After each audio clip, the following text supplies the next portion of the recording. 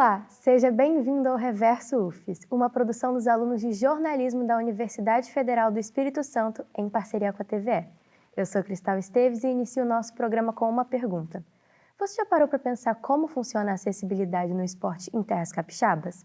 Para falar um pouco mais sobre o assunto, estou aqui com o treinador da Seleção Brasileira de Nado Paralímpico, Leonardo Miglinas, que também é mestre em Educação Física e professor. Muito obrigada por estar com a gente aqui hoje, Leonardo. Eu que agradeço, né? É um prazer estar aqui respondendo as perguntas, né, para falar um pouquinho sobre como o Espírito Santo, né, concebe essa coisa do esporte e das pessoas com deficiência aqui no nosso estado. Então, queria começar com você contando um pouco para a gente sobre a sua história com o esporte e como você acabou se encontrando no nado paralímpico. Então, é uma história longa, assim, eu vou tentar resumir rapidamente, assim. Eu comecei com a natação, enfim, aqui na universidade, né, eu fui aluno aqui e comecei trabalhando com um projeto social e me encantei pela natação. E ainda no curso eu fui trabalhar no Clube Álvares Cabral, em Vitória, né, aqui, que é o maior clube da natação aqui do estado, da história do estado. E trabalhando com a natação convencional, um dia um menino com uma perna amputada me procurou, falou, eu queria saber se eu consigo nadar aqui nesse clube também, eu sei nadar. E eu já trabalhava com esporte de alto rendimento, né, com a natação do alto rendimento, e coloquei ele na piscina e vi que ele tinha uma possibilidade, né, assim, ele nadava razoavelmente bem. Era uma época que o esporte paralímpico estava começando, isso foi no ano 2000, né, já tem 25 anos. E, enfim, eu comecei a fazer um trabalho voluntário com ele. Ele chamou um amigo, a gente foi para uma competição, trouxemos algumas medalhas. Eu fui até numa entrevista de TV também, falei que a gente tinha uma equipe paralímpica, né, e que quem quisesse poderia procurar a gente ali no clube, que era gratuito. Enfim, meu telefone não parava de tocar, porque falar que tem aula de natação para pessoas com deficiência num clube, né, como Álvares Cabral, e de graça, né, eu achei que fosse aparecer 5 pessoas. Meu telefone não parava de tocar e eu tive que trocar de número e as pessoas começaram a bater lá no clube. Enfim, a gente criou uma equipe, né, e, enfim, isso já tem uma história de 25 anos, que ao longo desse tempo a gente teve muitas conquistas. Falando em conquista, no ano de 2024 você foi convocado para ser treinador da Seleção de Nado Paralímpico durante os Jogos de 2024. Eu queria saber como que é a sua relação com a seleção, porque você também já tinha treinado atletas que foram medalhados em outras edições. Como que é essa trajetória? Então, a primeira atleta que foi convocada para a seleção foi nos Jogos do Rio de 2016. Foi uma atleta daqui que a gente formou, eu ensinei ela a fazer bolinha na borda da piscina, assim, bem da iniciação, a Patrícia, e ela ganhou uma medalha de prata no revezamento da seleção. Ela foi convocada, eu não, como técnico, né, e depois eu entrei na seleção convocado para algumas competições em função dessa atleta. Nos Jogos Pan-Americanos de 2019 em Lima, eu fui um dos técnicos da seleção também. Ali foi a última vez que a Patrícia estava como atleta nossa, da nossa equipe.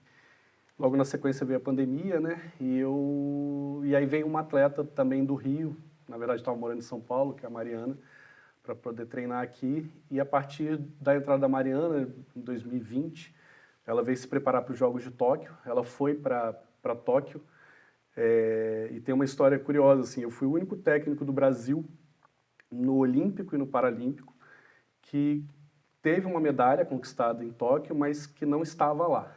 Eu não fui convocado também, e depois disso eu fui convocado para todas as competições internacionais. Aí, como ela ganhou essa medalha, definitivamente eu entrei na seleção e até culminar nesse resultado de 2024, né, que eu fui oficialmente como técnico da seleção, e ela ganhou 2 medalhas de bronze, né? Uma coisa que eu estava lembrando que é curioso, assim, o esporte ele acaba gerando esse tipo de situação para a gente, né? A minha filha nasceu no dia da medalha e eu estava lá. Então eu vi o parto dela logo depois que eu fui no pódio com ela, eu fui para a vila, né, e assisti o parto do celular, assim. Foi uma coisa muito marcante. Não era para ela estar nascendo nesse dia, ela ia provavelmente esperar, né? Mas, enfim, essas coisas não tem jeito. Então, no meio disso tudo, ainda tem algumas coisas curiosas assim que o esporte proporciona, né? A gente acaba falando mais sobre Paralimpíada por acabar sendo um momento de maior contato da população com o paradesporto, mas o Brasil é uma grande potência no esporte paralímpico e mesmo assim a cobertura dele não é tão constante em outros momentos fora das Paralimpíadas. E eu queria saber, pela sua visão, como que isso impacta os atletas e o desenvolvimento da modalidade? Então, a gente tem acompanhado, a partir de 2016, a gente teve um aumento dessa exibição, né? Enfim, as pessoas tiveram mais contato, foi muito bom para o Brasil a gente ter tido os Jogos Paralímpicos aqui no Brasil em 2016, isso aumentou a visibilidade, mas como você disse, né, não só no esporte paralímpico, mas muitas modalidades esportivas no Brasil, a gente só meio que descobre que existe de 4 em 4 anos, né? Então, a referência né, são os Jogos Paralímpicos, as pessoas lembram que isso existe, né?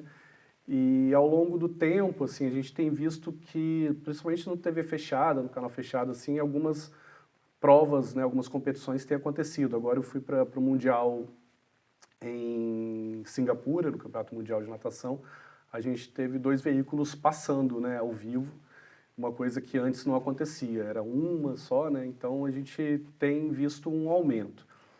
De qualquer forma, me parece que as pessoas entendem o esporte paralímpico como algo muito paralelo, assim, é uma coisa que as pessoas não conhecem muito bem, ainda acham que é meio que um prêmio de consolação para aquelas pessoas que não têm capacidade, né? O esporte paralímpico se transformou em algo muito poderoso, assim, os atletas são atletas profissionais, treinam todos os dias, então às vezes as pessoas vão lá no clube para poder conhecer, ver e ficam espantados com o potencial, com a dedicação e com como esses atletas realmente performam, né, dentro do esporte.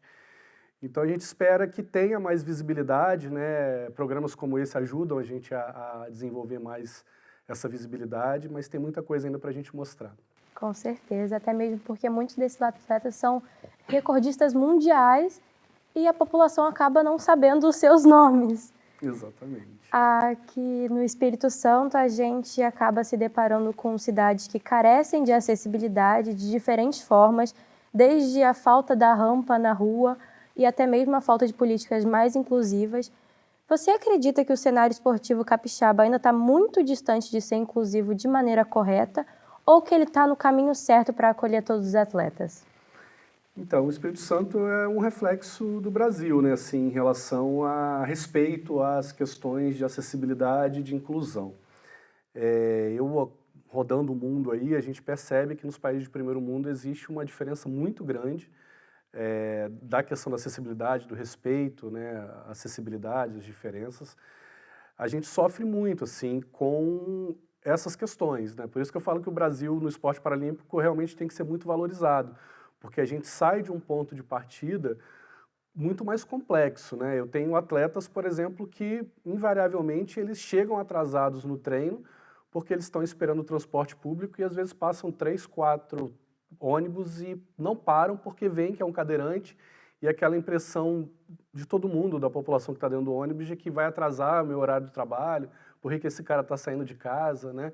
Além das questões de respeito às vagas, né? Dentro do próprio clube a gente tem vagas lá e quase sempre não é respeitada a questão das rampas, né? Então, o simples fato do atleta querer sair de casa, né? Muitos moram num bairro de periferia, tem muita dificuldade, tentar um transporte público, né? Isso vem melhorando, mas um exemplo, né? Até 2015, esse transporte porta a porta, mão na roda, que faz esse transporte, né?